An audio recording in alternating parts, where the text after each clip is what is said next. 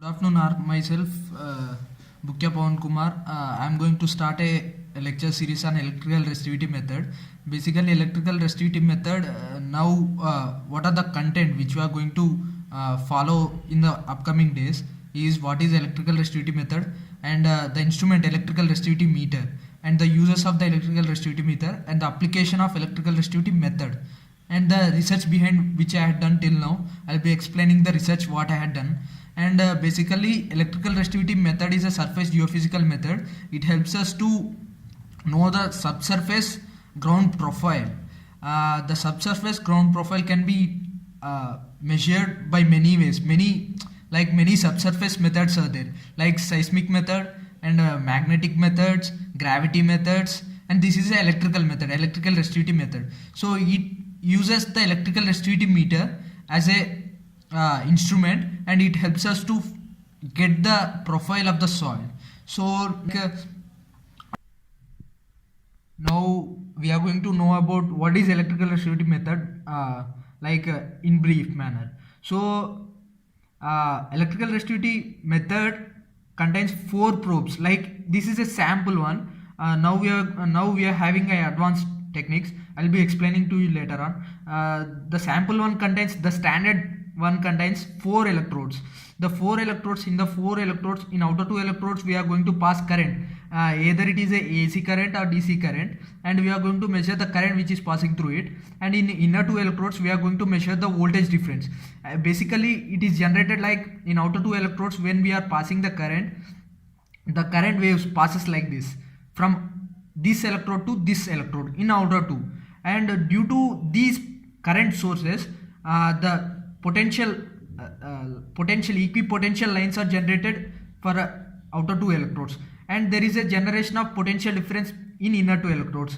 So in inner two electrodes we are going to get voltage, and in outer two electrodes we are going to get current, how much current it is going to pass. So from these two, from basic Ohm's law, we are going to get R equal to V by A, resistance offered by the soil. And after getting resistance offered by the soil, there is a constant called multiplying constant. It varies according to various types of methods which are used in the electrical resistivity method. Various types of arrays are there. So the instrument is same, and the setup will change for every method which we are going to use.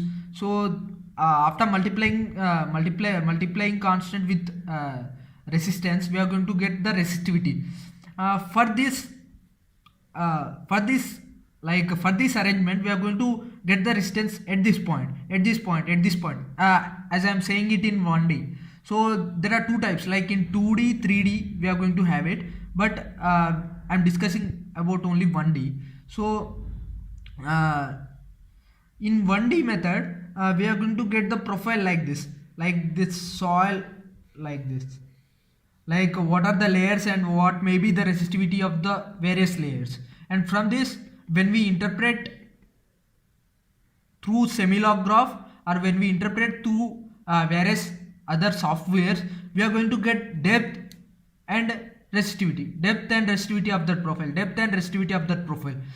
It will help us in like differentiating various layers of the soil, and we can identify the water table, like through experience we'll get it.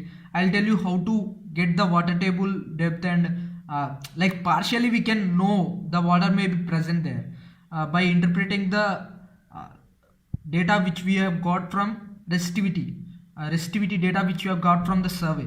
So coming to the point, what are the uses of the electrical resistivity method?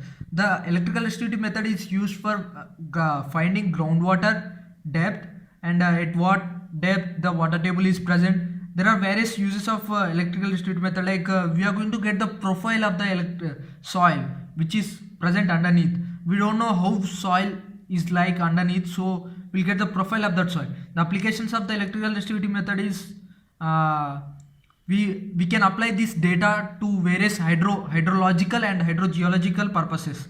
So I'll explain to you that later. And while coming to the research, I'll be explaining the research which I had done on the electrical resistivity method.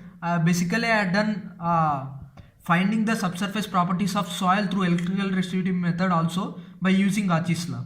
And coming to this various methods of electrical resistivity method, like these are not methods, these are the various arrays which are followed in electrical resistivity method, like Venner arrays, Schlumberger array, pole array, pole dipole array.